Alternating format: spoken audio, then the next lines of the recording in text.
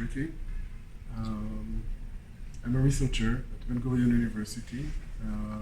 I belong to the Department of Cognitive and Brain Sciences and to the Department of Computer Science. And my research is at the interface between brain sciences and computational approaches. We try to understand how the brain processes information, and in particular, we are very interested in disorders of the brain. We try to understand what causes different disorders of the brain, develop new tools to help in the diagnosis of disorders, and try to translate what we do from basic science to applications. So what are the projects that you have going on right now at the university? So we have quite a few projects that are running in my lab. I will tell just about a few of them. One of the projects is a very exciting project in which we work with the Israeli Air Force and also with the American Air Force, and we try to develop a pilot helmet for pilots, basically military pilots, but it could also work for civilian pilots, that would monitor the brain of the pilot and generate alerts when necessary.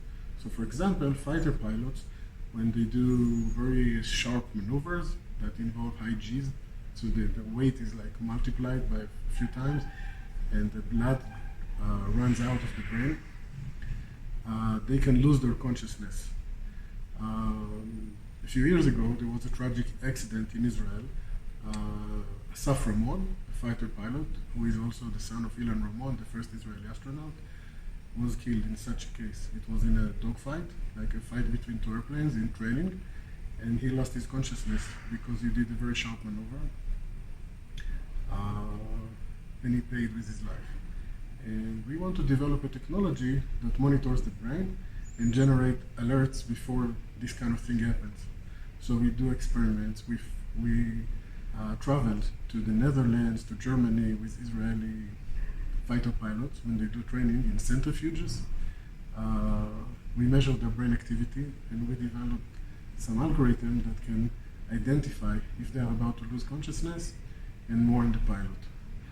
And we also did other projects in the context of vertigo and spatial disorientation, the professional term.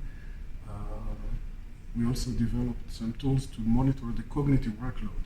If you are under pressure, you're doing many things at a time. You have to speak in the radio, you have to identify targets, you have to fly the plane, and so many things. So you might be at a high cognitive workload.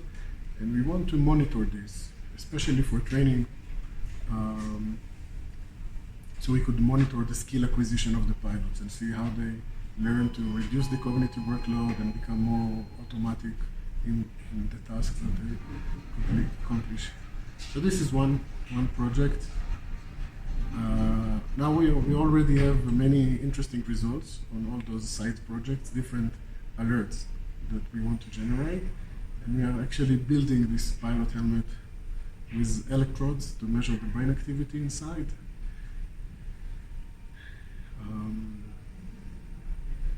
This is what I can tell about this project. If you have more questions on that, I can tell about other projects too. Yes, well, we can talk first about these projects specifically.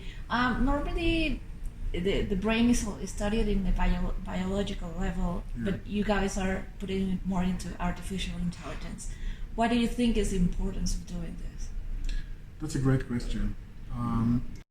The traditional research in brain sciences, we look at all kinds of measures of brain activity that we developed over the years as brain scientists. So for example, in my lab, we use mainly the technology of EEG, electroencephalography, which is, it uses electrodes outside the scalp. It's non-invasive, and we get what's called brainwaves. Now, there are some conventional methods to analyze those EEG brainwaves. And they are associated, for example, there is a type of brainwaves which are called alpha brainwaves. So these are simply brainwaves in a certain range of frequencies. And they are associated with, for example, meditation and relaxation. But we know that if we really want to generate some precise measures of brain activity, we need to go beyond those conventional measures, because the brain really generates very complex patterns of activity. And for us humans, it's too complex to analyze. It's kind of a paradox, but it comes from our own brain, but it's too complex.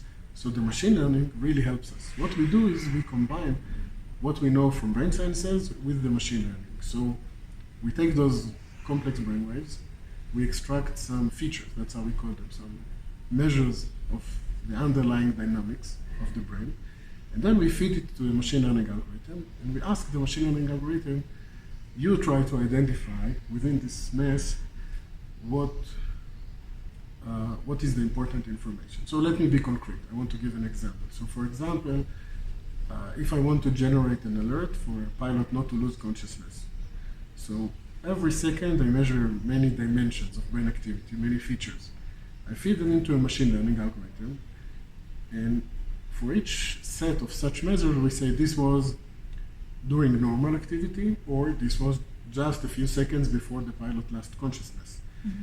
And we tell the machine learning algorithm, you take all this information into account and try to discriminate between those two states. If it was normal brain activity or dangerous brain activity just before losing consciousness.